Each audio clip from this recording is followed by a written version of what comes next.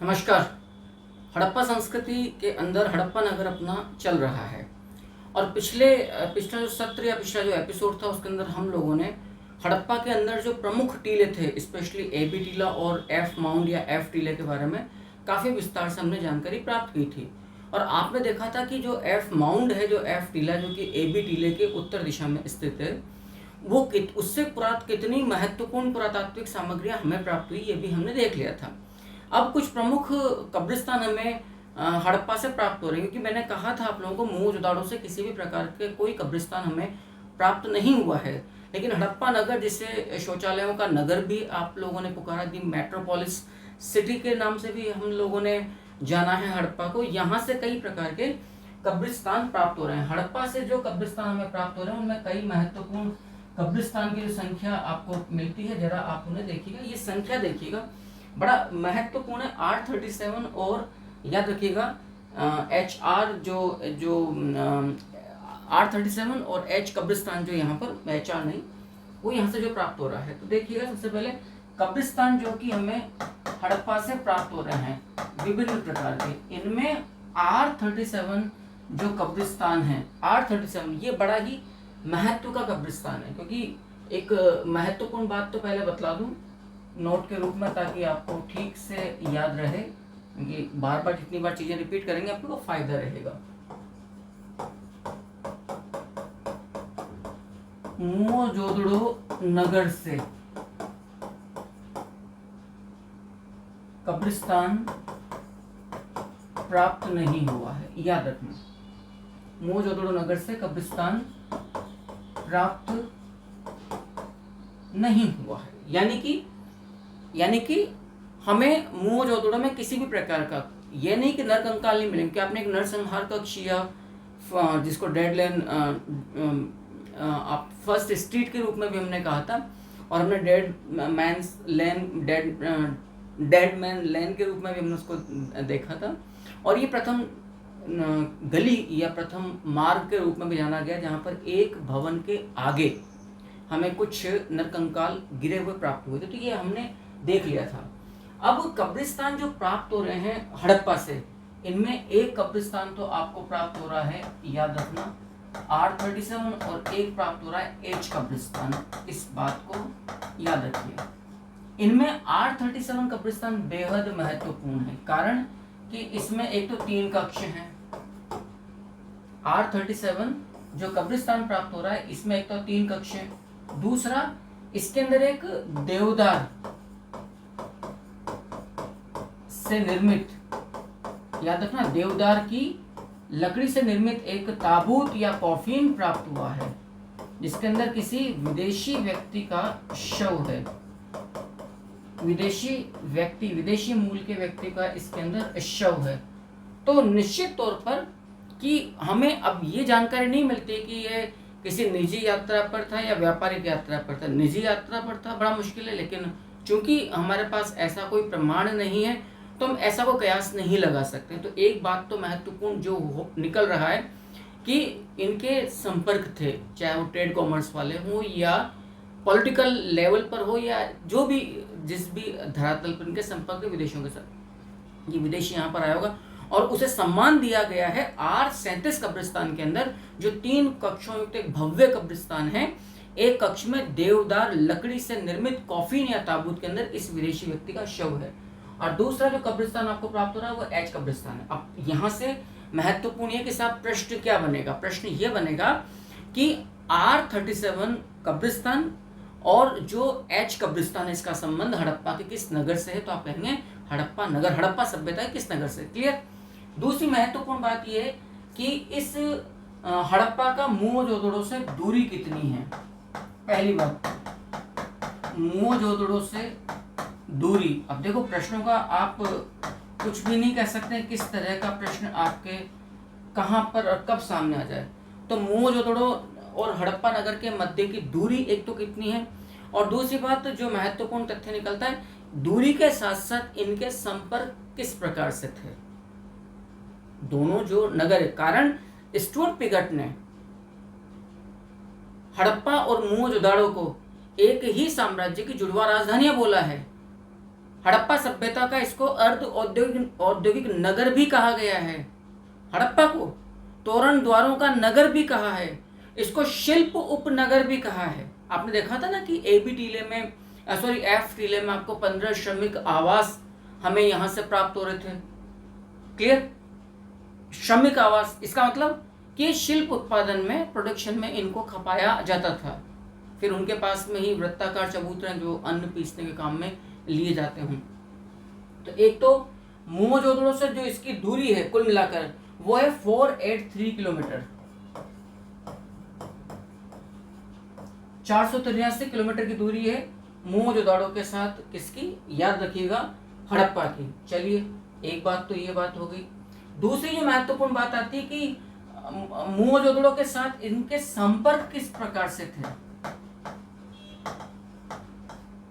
मोहनजोदड़ो नगर के साथ हड़प्पा नगर के संपर्क तो पक्की बात है सिंधु नदी के माध्यम से, यह बात भी याद रखिएगा। सिंधु नदी के माध्यम से इनके संपर्क थे। क्लियर है? सिंधु नदी के माध्यम से, क्योंकि रावी नदी के तट पर आपको हड़प्पा पाया गया है और रावी जो है वो सहायक नदी सिंधु की। तो सिंधु नदी के द्वारा लगभग 550 किलोमीटर की डिस्टेंस पर ये दोनों नगर थे। और सबसे बड़ी बात क्या है, यदि हम इनकी प्रसिद्धि की बात करें, हड़प्पा की यदि मैं प्रसिद्धि की बात करूं, तो पहली बात तो स्टुअर्ट पिगट ने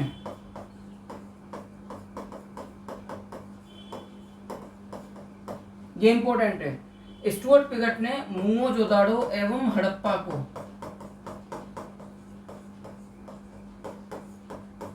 मोहनजोदड़ो एवं हड़प्पा को, दोनों नगरों को एक ही साम्राज्य की जुड़वा राजधानियां बोला है। एक ही दोनों नगर, उनको अलग अलग, हड़प्पा को याद रखना, एक ही साम्राज्य की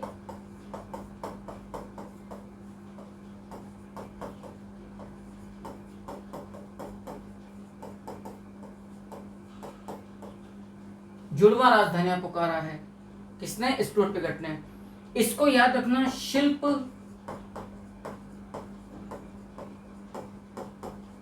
उपनगर।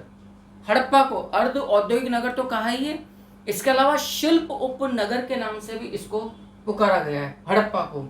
इसको याद रखिएगा, शौचालयों का नगर।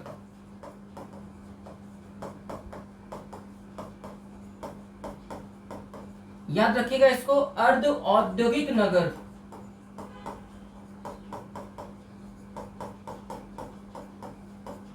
अर्ध औद्योगिक नगर। और सबसे बड़ी बात, इसको आप जो हड़प्पा नगर है इसको आप तोरण द्वारों का नगर भी पुकारते हैं, यह भी इंपॉर्टेंट है। साथ में आपने इस नगर को याद रखिएगा, तोरण द्वारों का नगर भी पुकारा। तो आपने इसको शिल्प उपनगर, बेहद महत्वपूर्ण है। शौचालयों का नगर बेहद महत्वपूर्ण है। अर्ध औद्योगिक नगर बेहद महत्वपूर्ण है। आपने इसको तोरण द्वारों का नगर भी पुकारा है। हम लोग देख चुके हैं, जैसे spiritual city of Harappa Indus valley civilisation is Mohenjodaro. सैंधव सभ्यता का आध्यात्मिक नगर मोहनजोदड़ो को बोला गया है। अब एक बड़ी बात ये निकलती है कि साहब यहाँ से हमें कृषि, किस किस कृषि के साक्ष्य प्राप्त हो रहे हैं हड़प्पा नगर से, कौन कौन सी खेती यहाँ पे की जाती होगी। अच्छा, हड़प्पा के उत्खनन से जो पुरातात्विक सामग्रियां प्राप्त हो रही हैं उनकी कार्बन डेटिंग प्रणाली से इस बात पर, क्योंकि जो अन्न के दाने प्राप्त हो रहे हैं इनमें गेहूं है, जौ है, तिल है, तरबूज है, मटर है, चावल है, बाजरा है। इन समस्त कृषि के साक्ष्य हमें याद रखिएगा कहां से प्राप्त हो रहा है, हड़प्पा नगर से। गेहूं हो गया, जौ हो गया, तिल हो गया, मटर हो गया, आपका बाजरा यहां से हो गया है, तरबूज आपका हो गया। इन तमाम कृषि के महत्वपूर्ण साक्ष्य हमें हड़प्पा से प्राप्त होते हैं। एक बड़ी बात और है, जैसे आपने देखा था जो मोहनजोदाड़ो जो नगर था, उस मोहनजोदाड़ो नगर का जो पूर्वी निम्न नगरीय टीला है, वहां से उसके HR क्षेत्र से आपको नेकेड ब्रॉन्ज डांसर स्टेच्यू, नग्न कांस्य नृत्यांगना की प्रतिमा प्राप्त हुई थी, जो वर्तमान में नेशनल म्यूजियम दिल्ली के अंदर स्थित है। इसी प्रकार से एक बड़ी महत्वपूर्ण प्रतिमा हमें काले सलेटी चूने पत्थर से बनी हुई, लाइमस्टोन से बनी हुई हमें प्राप्त हो रही है हड़प्पा से। लेकिन एक बड़ी बात है, सर जॉन मार्शल ने, मतलब ये बेवजह की तुकबंदी होती ना, कई बार आप मूवीज में देखते हो कि बेवजह गाना घुसेड़ दिया गया जहां जरूरत नहीं है। तो मुझे लगता है सर जॉन मार्शल ने इस सलेटी काले सलेटी चूने पत्थर से निर्मित जो ये एक मेल स्टेच्यू प्राप्त हो रहा है आपको, stone statue, sir John Marshall ने उसकी भावभंगिमा को देखकर उससे नटराज का प्रोटोटाइप बतलाया। And I am disagree totally disagree with John Marshall. हाँ, शिवलिंग प्राप्त हो रहे हैं, एक शिव, लेकिन मेरा भी वो स्टेच्यू देखा हुआ है, किसी भी सूरत में भाई नटराज से तुलना हो ही नहीं सकती है। लेकिन जब आप हल्की समानता स्थापित करने का प्रयास करते हैं, फिर ये दिक्कत होती है। वासुदेव शरण अग्रवाल ने इस, जिसको तथाकथित जॉन मार्शल ने नटराज प्रतिमा बोला है, ये नृत्यरत पुरुष प्रतिमा बेसिकली, बट नॉट, आप इसको तांडव नृत्यधारी नटराज बोल ही नहीं सकते। लेकिन वासुदेव शरण अग्रवाल जो एक प्रख्यात कलाविद हैं, उन्होंने इसको दिव्य नृत्यांगना या दिव्य नृतक की संज्ञा दी है। तो मैं फिर भी लिख देता हूँ कि नटराज की प्रतिमा का पाया जाना, अब चूंकि जहाँ ऑब्जेक्टिव पैटर्न के क्वेश्चन होते हैं वहाँ ये बड़ी दिक्कत है कि आप बहुत ज़्यादा विवेचना नहीं कर सकते। लेकिन मेरी जो आदत है कि जितना हम डिसेक्शन कर सकते हैं, एक उसका बेहतर क्रिटिसाइज कर सकते हैं। पहली बात तो ये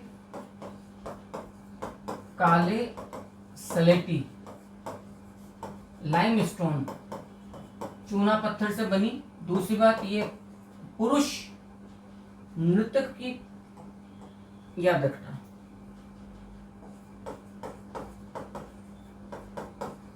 की प्रतिमा है, लेकिन गलती से इसको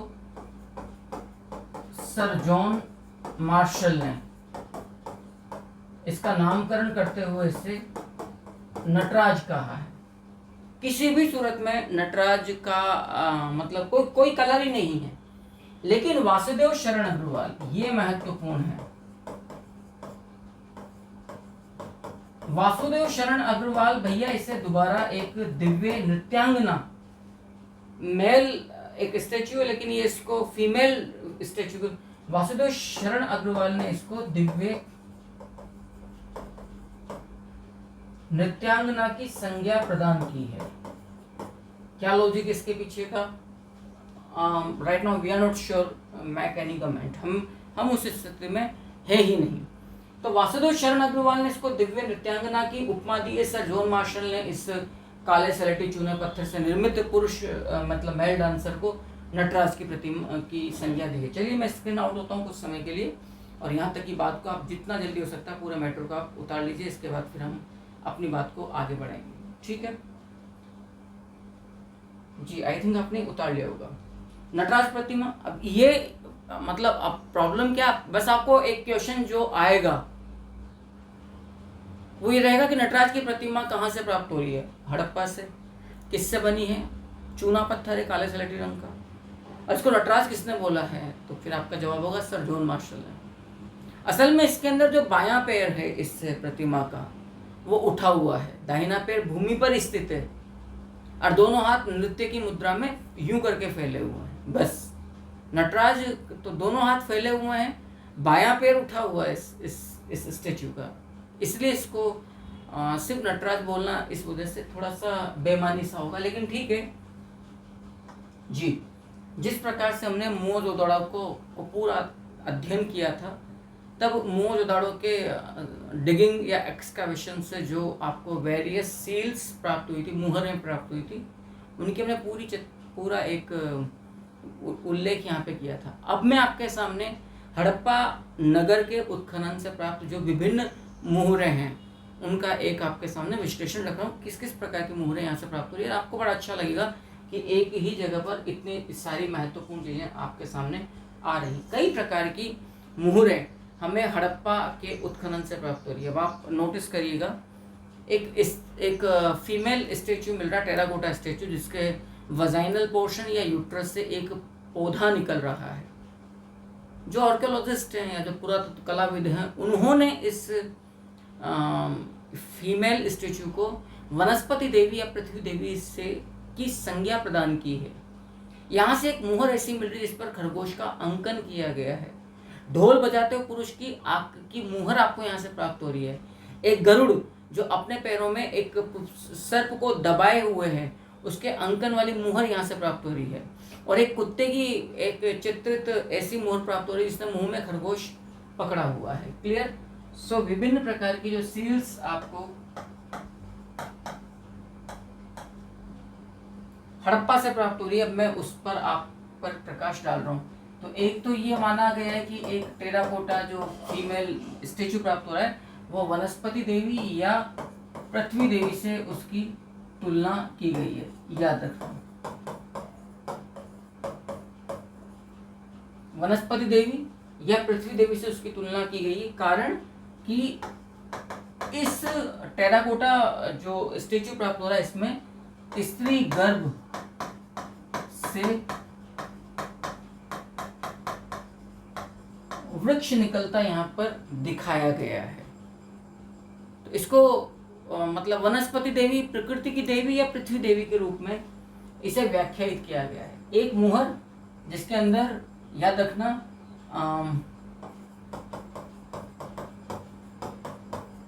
पैरों में सर्प दबाए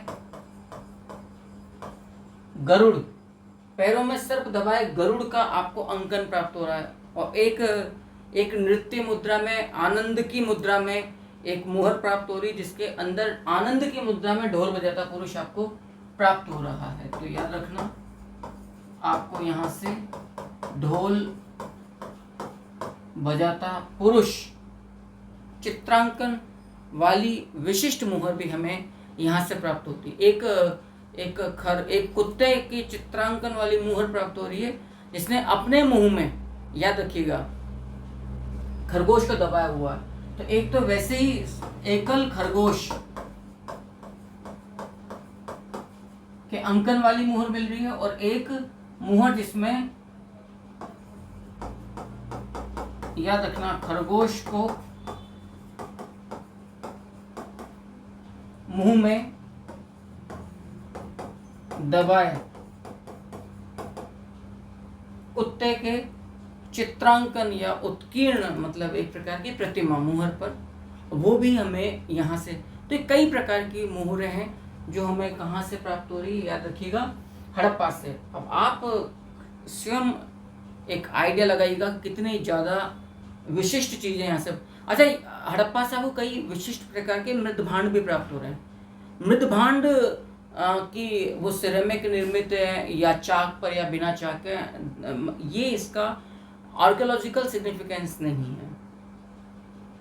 क्योंकि मैंने आपको बहुत स्पष्ट जब मृदभांड परंपराएं पढ़ाया था तब मैंने कहा था कि हड़प्पा कालीन जो मृदभांड है वो रेड वेयर्स हैं और कुछ मामलों में painted black and red wares में। Sir, there are two kinds of pottery we are found from Harappan civilisation. Clear है? तो यहाँ पर जो महत्वपूर्ण है वो है इन मृदभांडों पर चित्रांकन।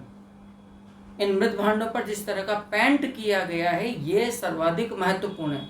जैसे वृक्ष की शाखा मृदभांड पर चित्रित किया गया है, कछुए का चित्रांकन, मछली का चित्रांकन, एक मछुआरे का चित्रांकन है जिसके साथ जाल है, मछली पकड़ने का जाल। सब आप आइडिया लगाइएगा कि इससे ये आइडिया भी लग रहा है कि एक इनका प्रमुख व्यवसाय था मत्स्य पालन, मत्स्य शिकार। एक हिरणी अपने मृग शावक को, अपने बच्चे को दूध पिला रही है। इसके अंकन वाली मुंह आपको यहाँ से मृदभांड प्राप्त हो रहा है। तो एक आप देखिएगा,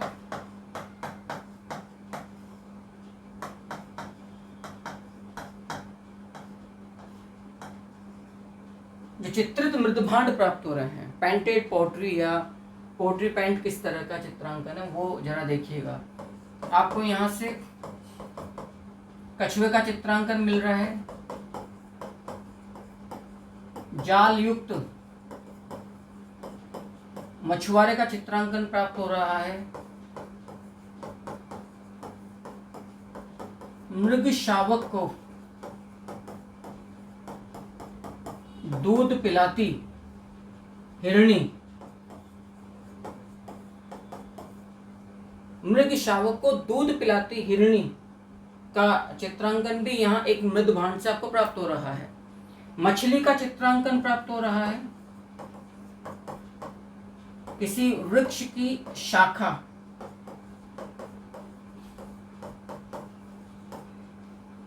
वृक्ष की शाखा का चित्रांकन भी हमें हड़प्पा से प्राप्त हो रहा है। तो अब आप एक सामान्य सा गैस करिएगा कि अपने आप में कितना महत्वपूर्ण हो जाता है जब इस तरह के नोट्स आपके सामने आते हैं। क्या आपको मेहनत करना ही नहीं है, प्रश्न इसी रूप में उठकर सामने आएंगे। तो ये विशिष्ट प्रकार के मृदभांड हैं जो हमें हड़प्पा से प्राप्त हो रहे हैं, जिस पर मैं समझता हूँ ये दो तो सर्वाधिक महत्वपूर्ण चित्रांकन वाले मृदभांड है, जिसमें एक मछली पकड़ने के जाल युक्त मछुआरे का चित्रांकन है और एक में एक हिरणी अपने बच्चे को दूध पिला रही है। तो ये जो प्राप्त हो रहा है जाल युक्त मछुआरे का चित्रांकन, आई थिंक ये किस चीज का परिचय है कि चूंकि हड़प्पा जो रावी नदी के तट पर है, यहाँ पर मत्स्य पालन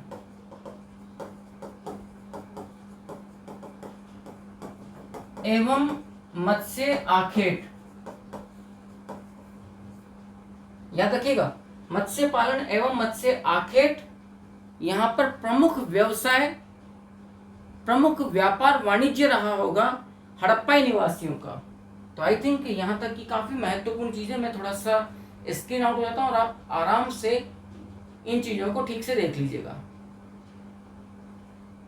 कई प्रकार की हमें देख लिया होगा आपने, शायद उतर लिया होगा, कई प्रकार की हमें यहाँ से और भी महत्वपूर्ण चीजें प्राप्त हो रही हैं, वो भी देखिएगा। एक आपको कॉपर स्केल प्राप्त हो रहा है,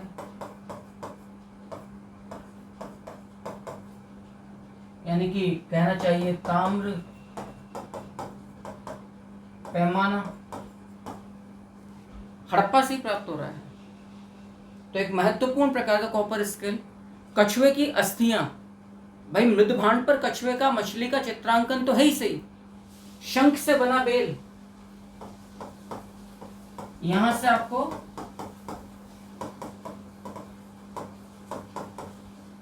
कछुए की अस्थियां प्राप्त हो रही हैं, यहां से आपको शंख का बैल, एक टॉय, एक स्टेच्यू प्राप्त हो रहा है जो शंख से बना बैल है। याद रखना, ताम्र इक्का गाड़ी, मिट्टी की बनी टोकरी,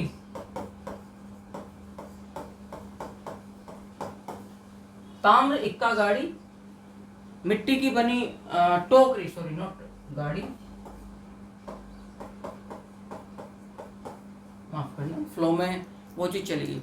एक ताम्र दर्पण, आप आइडिया लगाइएगा कितना महत्वपूर्ण पुरातात्विक सामग्रियां हमें हड़प्पा के उत्खनन से प्राप्त हो रही हैं। वैनिटी बॉक्स, यानी कि इसको आप कहते हैं श्रृंगारदान,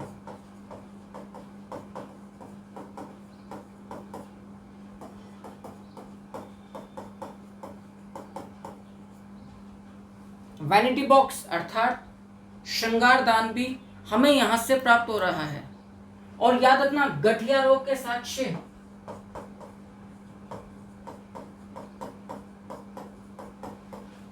गठिया रोग के साक्ष्य भी हमें हड़प्पा से प्राप्त हो रहे हैं। अब मैं कुछ बातें आपके सामने बड़ी विशिष्ट रख देता हूं। कुष्ठ रोग के प्राचीनतम साक्ष्य राजस्थान में जो लोहयुगीन सभ्यता बालाथल से प्राप्त हो रहे हैं। दंत रोग के साक्ष्य आपको लंगनाज, महदहा यहां से प्राप्त हो रहे हैं। हाइड्रोसिफेलस रोग के साक्ष्य लोथल, कालीबंगा से प्राप्त हो रहे हैं। दंत चिकित्सा, डेंटिस्ट्री के प्राचीनतम साक्ष्य मेहरगढ़ से प्राप्त हो रहे हैं। इसका मतलब वहां पर दंत रोग भी रहा है। समझ रहे बात को? मलेरिया के प्राचीनतम साक्ष्य हमें मोज, दाड़ों से प्राप्त हो रहा है। ट्रिपैनेशन और ट्रिपैनिंग पद्धति के साक्ष्य प्राचीनतम संपूर्ण प्रागैतिहास में Burzahom, Kashmir, that is neolithic site, नवपाषाण कालीन स्थल है।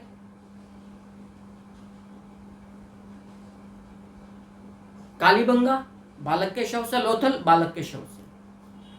तो आप, जब मैं आपके सामने कोई चीज रख रहा हूं तो मैं कोशिश करता हूं इंटरडिसिप्लिनरी कनेक्ट करूं मैं उसको, ताकि चीजें आपको इजीली याद होती चली जाएं। ताम्र मानव मूर्ति आपको यहां से प्राप्त हो रही है।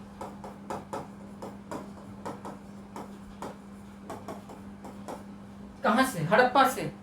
जबकि आक्रामक मुद्रा में ताम्र वृषभ प्रतिमा हड़प्पा स्थल कालीबंगा से मिल रही है, जो राजस्थान की सबसे प्राचीनतम धातु प्रतिमा भी है। यहां से कछुए की अस्थियां भी मिली है और कछुए के साथ साथ गधे की अस्थियां भी प्राप्त हुई है।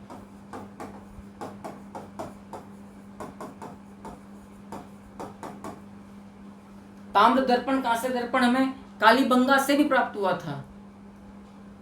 एक कब्रिस्तान में यहाँ पर लाजवर्द लैपिस लेजुली, जिसको लाजवर्द मणि कहते हैं, युक्त लॉकेट प्राप्त हो रहा है। लाजवर्द मणि युक्त लॉकेट याद रखना हमें एक कब्रिस्तान से प्राप्त हो रहा है। जो क्या शो करता है? जो ये शो करता है कि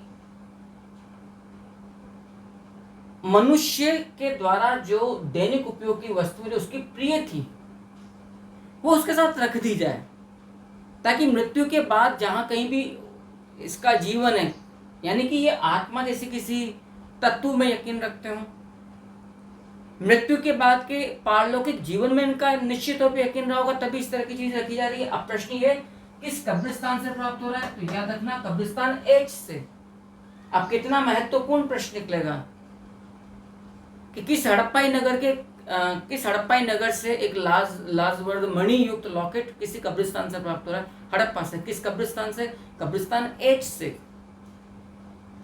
यहां से एक ऐसा हेयर पिन प्राप्त हो रहा है जिसके ऊपर एक चित्रांकन है। हेयर पिन, ताम्र पिन के ऊपर, कॉपर पिन मतलब, सॉरी हेयर पिन नहीं, कॉपर पिन, कॉपर पिन के ऊपर एक चित्रांकन है।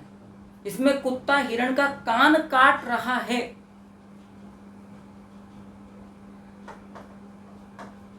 हिरण का कान काटते कुत्ते के चित्रांकन युक्त ताम्र पिन, कुत्ते के चित्रांकन युक्त ताम्र पिन याद रखिएगा। यह भी हमें हड़प्पा से प्राप्त हो रहा है। यहां से एक भोजन पात्र प्राप्त हो रहा है जिसके ऊपर कांसे का ढक्कन था। भोजन पात्र हम कैस्ट्रोल जिसको हम कहते हैं, इसमें हम चपाती वगैरह रखते हैं। ठीक है, आई थिंक बेहद महत्वपूर्ण इस सत्र में, इस एपिसोड में जानकारियां आ गई है कि हड़प्पा के उत्खनन से हम साहब कौन कौन सी, मैं थोड़ा सा स्क्रीन आउट लेता हूँ, आप आराम से यहाँ तक के मैटर को आराम से उतार लीजिए, देख लीजिए। तो ये इस एपिसोड की जानकारी मैं समझता हूँ बड़ी विशिष्ट, बड़ी काम की आपके सामने आ रही है। आई थिंक आपने कर लिया है, मुझे आगे बढ़ना चाहिए। तो इतनी वस्तुएं हमें प्राप्त हो रही है, जिनमें अब तक की जो सबसे महत्वपूर्ण वस्तुएं मेरे हिसाब से एक कब्रिस्तान एज से एक लाजवर्द मणि युक्त लॉकेट जो आपको प्राप्त हो रहा है, ये सबसे अधिक महत्वपूर्ण है। यहाँ एक स्त्री का उसके किसी शिशु के साथ शव एक कब्रिस्तान में प्राप्त हो रहा है, और एक विदेशी व्यक्ति की कब्र हमने देखी थी देवदार की लकड़ी के अंदर 3 कक्ष युक्त जो कब्रिस्तान R37 था, वहां से प्राप्त हो रहा है। क्लियर है? तो स्त्री एवं शिशु का शव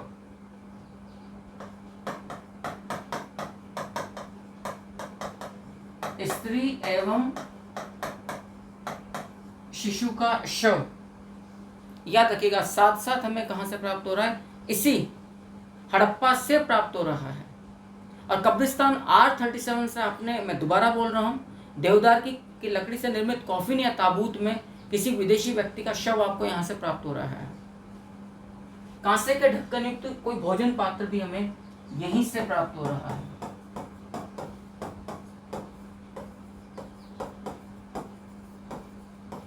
कांसे के ढक्कन युक्त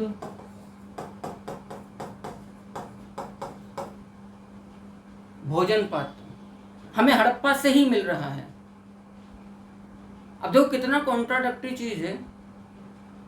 हड़प्पा में सभी घरों से शौचालय मिले हैं, कुओं का अभाव है घरों से। और मोहनजोदाड़ो में, अकेले मोहनजोदाड़ो में 700 से के लगभग कुएं पाए गए, जिनमें पब्लिक भी हैं और इंडिविजुअल घर के अंदर भी हैं। लेकिन यहाँ घरों में कुओं का अभाव है। ये सबसे अधिक महत्वपूर्ण है हड़प्पा के संदर्भ में। घरों में शौचालय मौजूद हैं, याद रखना, लेकिन घरों में यहां पर कुएं अनुपस्थित हैं। यानी कि जितने कुएं रहे होंगे हड़प्पा में वो पब्लिक, सार्वजनिक ही रहे होंगे। यहां से आपको 6 लड़ियों वाला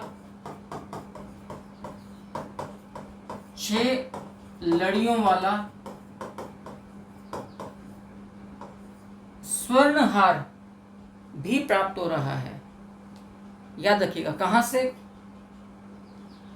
आपको हड़प्पा से एक पीतल की प्रतिमा प्राप्त हो रही है हड़प्पा से, जिसमें कोई कुत्ता हिरण पर आक्रमण कर रहा है। जहाज या नाव के अंकन वाली मुद्रा भी हमें हड़प्पा से प्राप्त हुई है। हमने पिछले एपिसोड में देखा था ना, मोहनजोदड़ो के अंदर एक ऐसी मोहर प्राप्त हो रही जिस पर सुमेरियन नाव का चित्रांकन है, उसके ऊपर समुद्र में भूमि की दिशा बताने वाले पक्षी भी चित्रित हैं, और उसके ऊपर सेंधो लिपि में 8 अक्षर भी अंकित हैं। यहां से आपको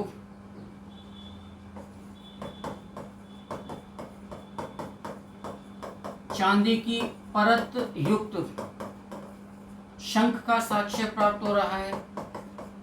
जहाज या नाव अंकित मुद्रा आपको यहां से प्राप्त हो रहा है। हिरण पर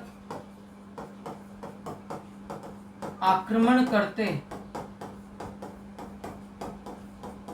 याद रखना, कुत्ते की पीतल की प्रतिमा, कुत्ते की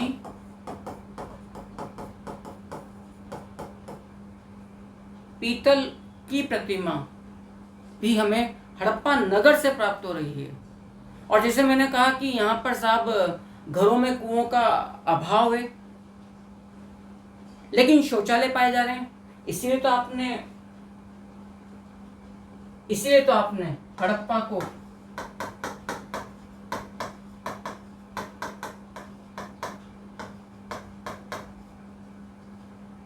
मैंने पहले ही कहा था, इसलिए तो आपने हड़प्पा को शौचालयों का नगर भी कहा है। यहां पर मिट्टी के ऐसे पहिए प्राप्त हुए, मिट्टी से बने, जिन पर आरियां, स्पॉक्स बने हुए हैं। आरियों का मतलब स्पॉक्स, आरियों युक्त, याद रखिएगा, आरियों युक्त आपको मिट्टी के, मतलब क्या कहना चाहिए, टेराकोटा व्हील्स भी हमें यहां से प्राप्त हो रहे हैं। अभी जैसा कि मैंने आपके सामने कहा कि हिरण पर आक्रमण करने वाले कुत्ते की पीतल की प्रतिमा यहां से प्राप्त हो रही है। यहां से आपको एक ग्रे, यानी कि धूसर भूरे पत्थर की पुरुष की प्रतिमा प्राप्त हुई, जिसे जॉन मार्शल ने नटराज, वो तो फिर मैंने आपको बता ही दिया, नटराज काले सलेटी रंग का जो पत्थर था, नटराज बोला था, वो आपको यहाँ से प्राप्त हो रहा है। घरों में कुओं का अभाव है। ये तमाम चीजें बेहद, और कौन सा तथ्य परीक्षा में प्रश्न के रूप में आपके सामने आ जाए, आप जज कर ही नहीं सकते हैं। नो डाउट हड़प्पा सभ्यता के सेशंस थोड़े लंबे खींचेंगे, लेकिन यदि आप मेरे साथ साथ अपनी यात्रा को जारी रखोगे तो शायद चीजें क्लियर होती चली जाए। यहां तक की बात को इजीली एक बार पेन डाउन कर लीजिए, मैं सामने से स्क्रीन आउट होता हूं ताकि आपको लिखने में सुविधा रहे। जितना ज्यादा हो सकता है उतना इसको उतार लीजिए। मैं दोबारा बोल रहा हूँ, काफी महत्व की ये चीजें हैं, और हड़प्पा से इनका मिलना, ये बड़ी विशिष्ट सामग्रियां हैं जो आपको प्राप्त हो रही हैं।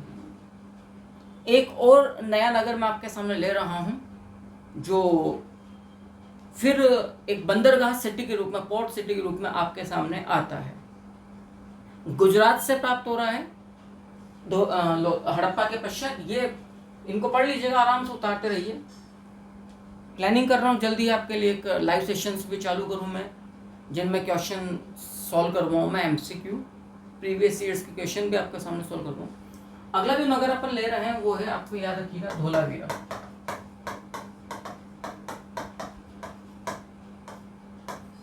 डॉक्टर SR राव के द्वारा कच्छ के रण में यह नगर खोजा गया है, और एक टापू पर यह नगर है, खादिर द्वीप पर, ठीक है, समुद्री जल के बीच में। और यहाँ पर दो अंतःप्रवाही नदियां हैं जो मॉनसून रिवर्स के रूप में कह सकते हैं, मनहर एवं मानसेहरा नदियां। डॉक्टर SR राव के द्वारा इसको यहाँ पर, नहीं यार वो लोथल है,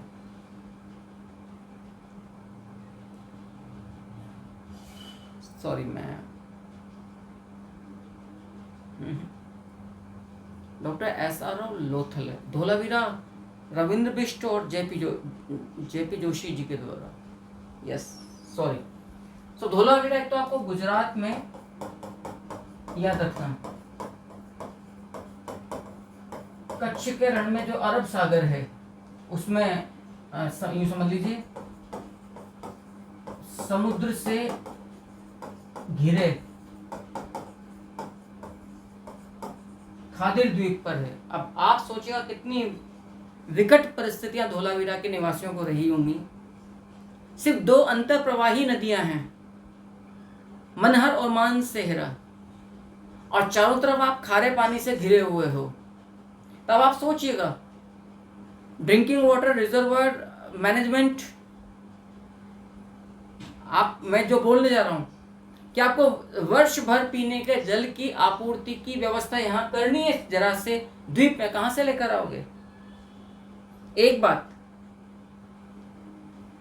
और आपके मानव अपशिष्ट से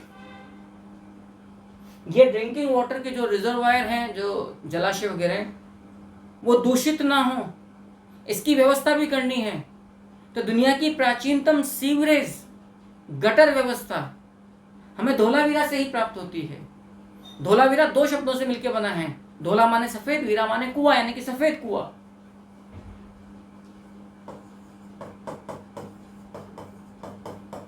तो धोलावीरा दो शब्दों से मिलकर बन रहा है, धोला प्लस वीरा। वीरा माने कुआं और धोला माने सफेद। तो धोलावीरा का जो शाब्दिक अर्थ निकल रहा है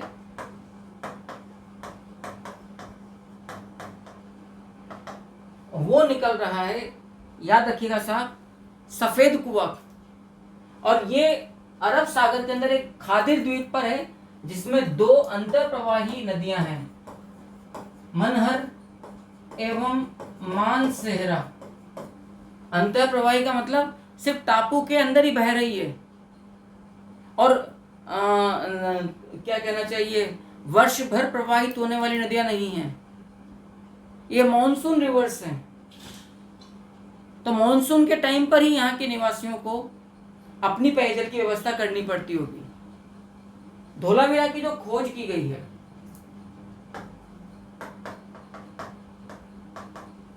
(1967-68) के अंदर वो की गई जेपी जोशी के द्वारा।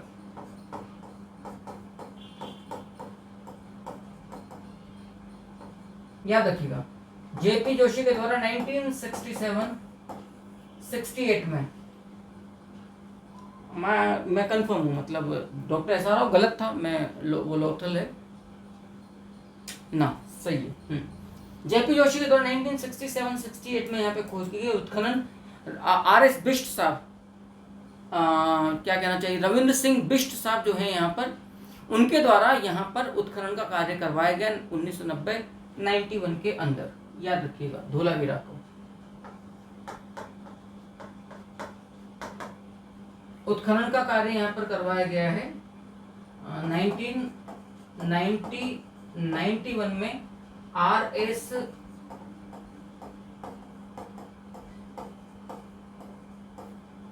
बिष्ट के द्वारा, यानी कि रविंद्र सिंह बिष्ट के द्वारा यहाँ पर उत्खनन का कार्य करवाया गया है। मैं समझता हूँ कि इस सत्र में, इस एपिसोड में जो जानकारियाँ दी गई है वो आपके लिए काफ़ी बहुपयोगी, लाभदायक रही होंगी। यदि जानकारी आपको पसंद आएगी तो प्लीज़ वीडियो को लाइक करिए। वीडियो देखने से पहले, क्लास देखने से पहले यदि चैनल को सब्सक्राइब कर लोगे, शायद मुझे थोड़ा हेल्प रहेगा। और अपने दोस्तों को अधिक से अधिक जोड़िए। कमेंट अवश्य करिएगा कि मेरा ये प्रयास जो आप तक पहुंच रहा है आपके कितने काम का है, और सबसे अच्छी बात आपको पॉजिटिव, नेगेटिव, मेरिट्स, डीमेरिट्स इन क्लासेस में क्या लग रही हैं। नेक्स्ट एपिसोड के अंदर हम धोलावीरा को पूरा करने का प्रयास करेंगे। तब तक के लिए नमस्कार।